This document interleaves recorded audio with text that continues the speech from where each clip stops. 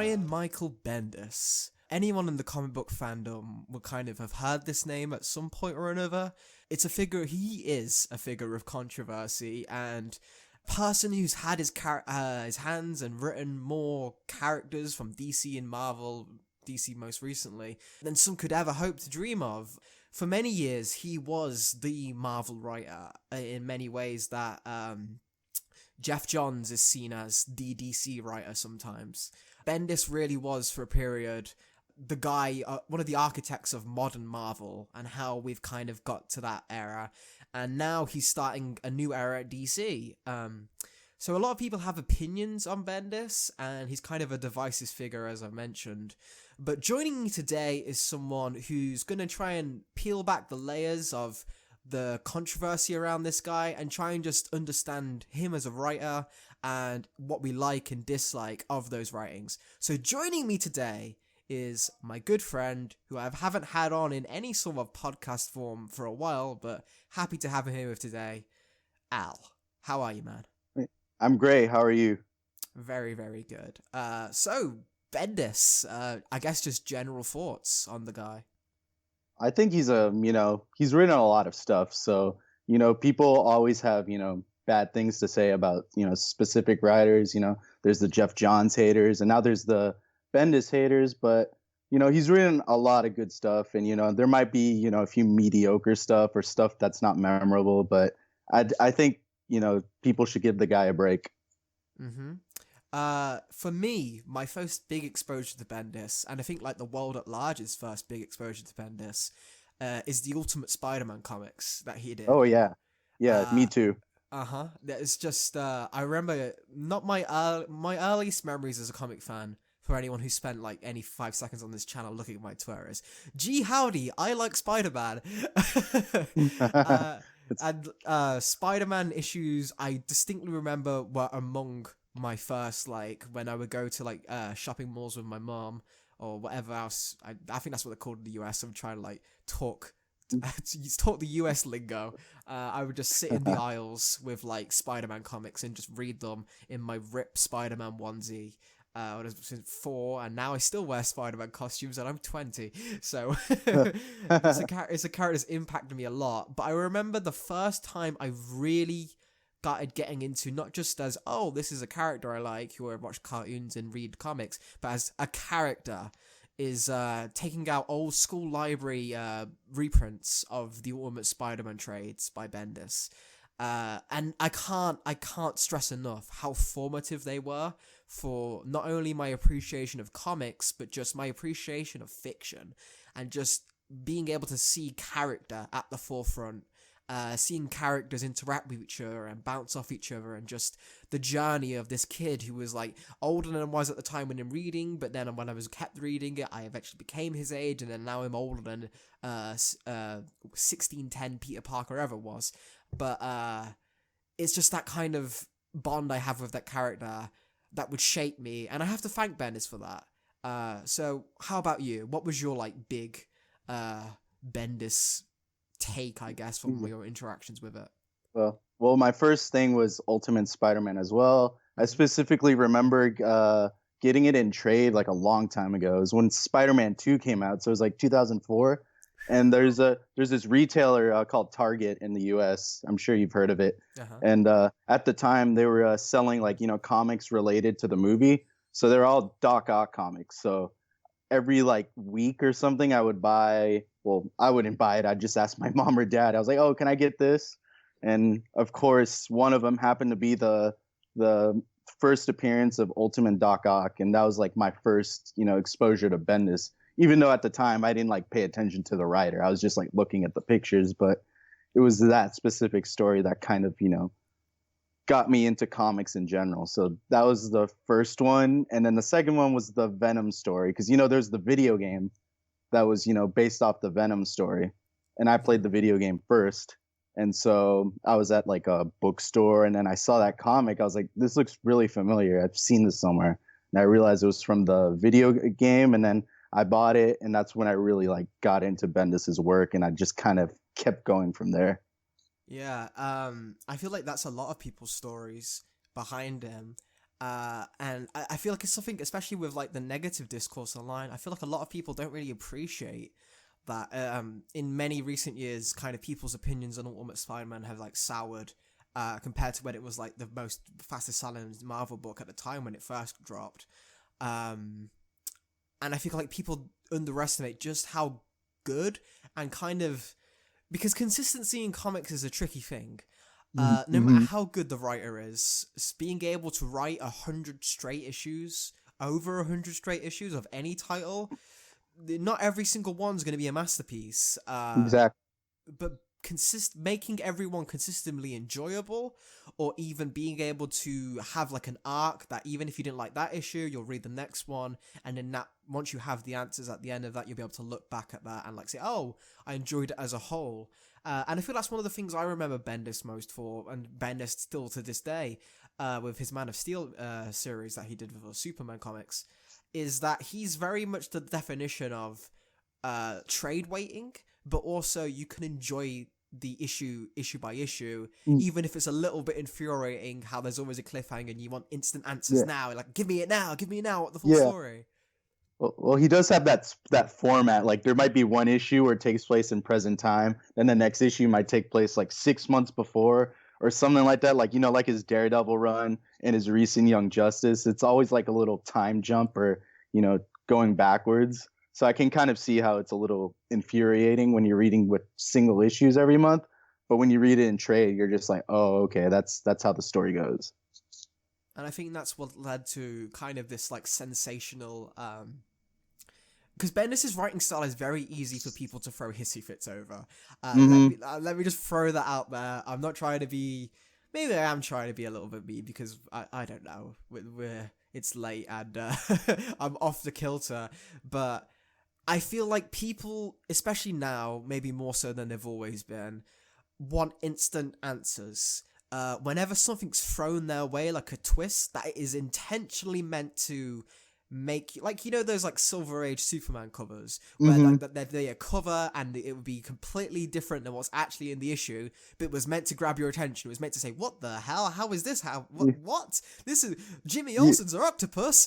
They can't keep Oh, that yeah. status quo forever. Whereas if that came out now and like Bendis kind of throws those like jackhammers in the status quo, he likes to throw kind of like different angles out there, Mhm. and people especially now are very protective of status quos, and if you threaten that status quo, they'll go for your blood, they'll go for the Oh jugular. yeah. You're referring to the John Kent cover, huh? Kind of specifically, yeah, but also like when there was like a period a while back when like everyone thought he was going to split up Superman and Lois, and then that didn't Oh happen. yeah. So Oh like yeah. his writing style is very wait next issue to see what happens, which is good because they want you to buy the next issue. But because we want instant gratification, people don't want to wait for the next issue and just assume the worst instantly. Yeah, yeah. But people assume the worst about John. Like I remember seeing the outrage on Twitter. Like they're like, oh, they're turning him to like Superboy Prime or the new 52 John Lane Kent. Where he was like a murderer. And I was just like, that's definitely not gonna happen. That's just a cover. I feel like people haven't learned like over all these years they've read comics. They always just want to jump to that conclusion as an excuse to throw a fit over something that's not even a big deal. You mentioned Bendis's Daredevil run a while back, and I think that's what I really, in just terms of talking about like why I really think Bendis is probably one of my favorite writers, especially working today in comics. I have to always go to his Daredevil run. It's a contender, that Stan Lee and Stan Lee and Steve Ditko's Spider-Man run, and I think Fractions. No, sorry, not Fraction. Jonathan Hickman's Avengers, Fantastic Four, like big epic. Those three are probably like my favorite comic book runs of all time, and Grant Morrison's Batman. But I guess just ask what your thoughts on his Daredevil were.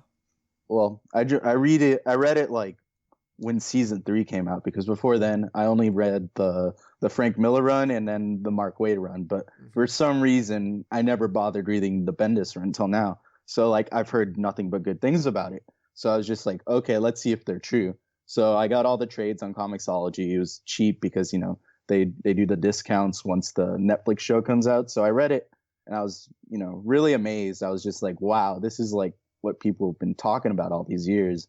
I just loved the art. I loved how the stories were like, connected. I liked the pacing. It's just really good. And then after watching the Netflix TV show, you see where it's inspired from. Like I've only read the Frank Miller run before then, so I was like, oh, I see small inspirations, like Turk being the comic relief.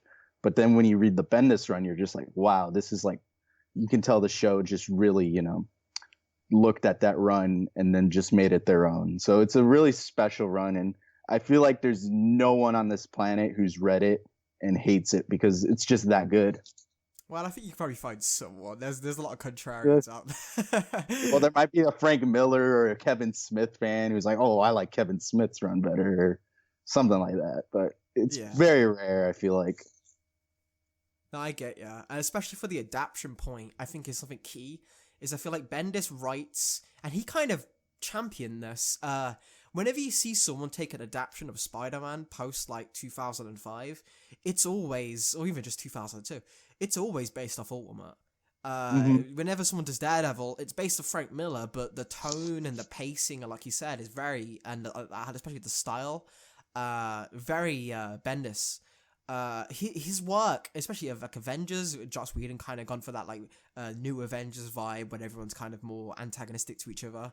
Bendis really introduced like cinematic elements into comics that weren't necessarily there before. His books very much feel like movies. I think that's why their pacing is a bit more deliberate, because there's more scenes that regular comics might normally skip over. Like there's a lot of talking, there's a lot of dialogue. Hmm. Oh Uh, yeah. it plays like you're watching a TV show or a movie. I think that's one of his strengths, but at the same time, I can understand why that could put some people off because it is a very distinct style. And I guess how do you feel about that, Al? Well, certain things aren't for everyone, and but I feel like you have to really realize that every writer has a different style, and you gotta like try to understand it, or at least get used to it. Because if you're only used to just one style, towards just like a regular comic book, then you aren't gonna enjoy other things. So I feel like I said before, you should really try to like you know be adapt different styles, because not everyone's the same, and I think in order to stand out, you need to do that. You can't just do the same thing over and over, or else it's going to get boring. So that's the reason why it's special. Mm-hmm. I guess this is like to close up because we've kind of talked about like our overall like impressions of like his style and stuff. But given now he's like the top dog at DC, like there was like ads and everything, like Bendis is coming, like they really Oh hyped yeah. this guy up. It was like the anti-monitor was arriving. There was like warnings from the past and people were like, oh my god, Bendis is coming. Uh, if you had to put him on any DC book that he's currently not on, what would you do with him? Hmm. I mean, Batman's just like too obvious of a choice, but I would say Green Arrow, because Green Arrow right now is like lacking any sort of direction. Like he's important in Justice League, like he was given like some like device like that was meant, for like that whole multiverse thing, but his series is being canceled at issue 50. So I feel like the logical thing to do is relaunch, because he still has a TV show. So they're obviously going to keep selling books. So I feel like if they want to sell, more books, they put Bendis on it. I feel like that's the logical thing to do. And I feel like he'd have fun writing Green Arrow. Mm-hmm. For me, it would probably. Green Arrow is a good choice actually, because I never actually thought of that, but it kind of totally works. For me, I think it's probably a bit cliche answer, but it's like the perfect blend of my other two favorite runs of him was like Spider-Man and Daredevil. What do you get? Nightwing. Oh yeah. I think Bendis would absolutely kill it on Nightwing. And again, that's another book that's like lacking some direction at the moment. That I think it's not Batman, but then he still gets to play with the Batman toys. So I think that's the perfect thing he could do. Well, no one wants Rick Grayson, so that's a great choice. All Yeah. right, so I guess like Ed, if you got any more closing thoughts. Well, I think his Action Comics is like very good right now. Like the recent issue with the whole, the destroying of all the, major DC organizations. That's pretty smart, because there's so many organizations in DC. They're always just randomly thrown out there for whatever book. It's like, oh, there's a DEO, there's Argus. And I like how Bendis is just introducing a threat that's just like, you know what? Screw all these organizations. We're like the top dog, which is, Leviathan. So I'm Yeah. really excited to read more of that, which is, which leads to a Lois Lane and Jimmy Olsen book, which is, Which is just finally. pretty cool. Pretty cool. So yeah, I think Bendis coming has been a good thing in our opinion. But we're open to any discourse. Again, not everything's for everyone. It's got a distinct style, and distinct can mean divisive, and that's not a bad thing. The super books are something I hold very near to my heart, and I'm enjoying them a lot.